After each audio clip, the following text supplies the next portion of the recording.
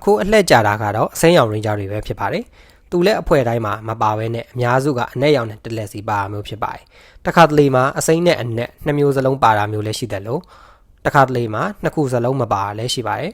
သူရဲ့ significant အနေနဲ့ကတော့များသောအားဖြင့်တက်ကြွတယ်ဉာဏ်ကောင်းတယ် genius ဖြစ်တယ်တခါတလေတော့လည်းတည်ငြိမ်နေပေါ့နော်အစိမ်းမှာလည်းအထင်ကြီးဖြစ်တဲ့အစိမ်းတွေလည်းရှိပါတယ်အစိမ်းအတွက်လည်းကျွန်တော်ကတော့ Sunshine နဲ့ Ranger နှစ်ခုပေါင်းပြီးတော့ပဲထုတ်လုပ်လိုက်ပါတယ်နံပါတ်9 Toward Russo Green ပါ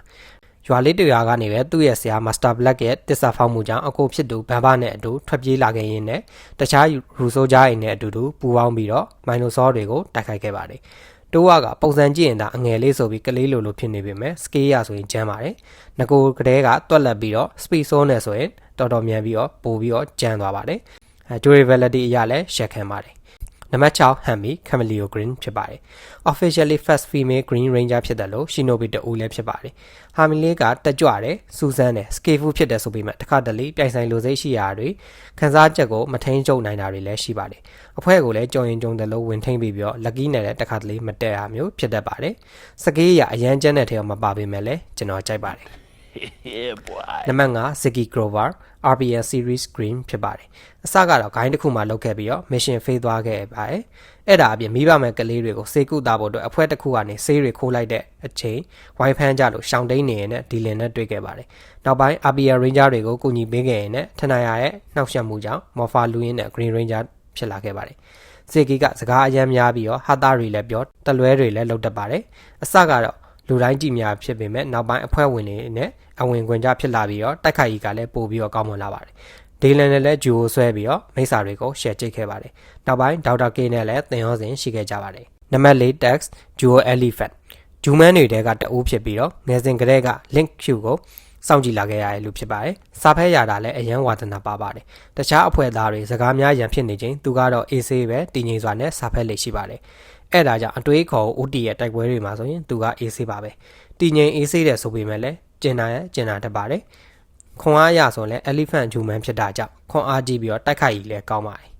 နံပါတ်3 Nonomura Hikari Tokyo Yongo ဖြစ်ပါတယ်သူလည်းတည်ငြိမ်တဲ့ထက်ပါပါတယ်အရာတိုင်းကို logical ကြတွေးခေါ်တတ်သူဖြစ်ပါတယ်စာဖက်အားရောတွေးခေါ်နိုင်အားရောကောင်းသူဖြစ်ပါတယ်တခါတလေအချက်ကြတွေးတတ်လို့ဇွတ်ရလောက်တတ်တဲ့ right နဲ့လည်းမတက်ရခဏပါပဲ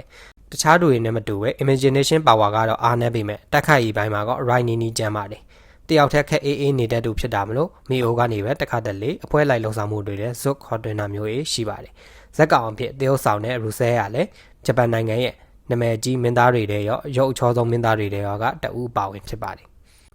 နံပါတ်2 Bridge Carson SPD Green Ranger ဖြစ်ပါတယ် Space Patrol Data B Squad မှာ Sky ဆက်တို့နဲ့အတူကနအူပိုင်းမှာလှုပ်ရှားခဲ့ပါတယ်စူဇန်လိုစိတ်ပြင်းပြပြီးတော့တွေးခေါ်နိုင်ရေးကလည်းကောင်းမွန်သူဖြစ်ပါတယ်ဟာတာတွေအရွှန်းဖောက်သူဖြစ်ပြီးတခါတလေခရူကာကိုပါသွားပြီးတော့စတတ်ပါတယ်စွမ်းရည်အရာဆိုရင်လည်း psychometry စွမ်းအားတွေ super strength စွမ်းအားတွေရှိပါတယ်ပျော်ပျော်နေတတ်ပြီးတော့သူများကိုလည်းကူညီတတ်ပါတယ်နောက်ပိုင်းမှာယာရုတိုးပြီးတော့အပြာရောင်ဖြစ်လာခဲ့ပြီး overdrive ထဲမှာတော့အနီရောင်အနေနဲ့ပြန်လည်ပါဝင်လာခဲ့ပါတယ်ဟုတ်ကဲ့အကြိုက်ဆုံးနံပါတ်1အစိမ်းရောင်ကတော့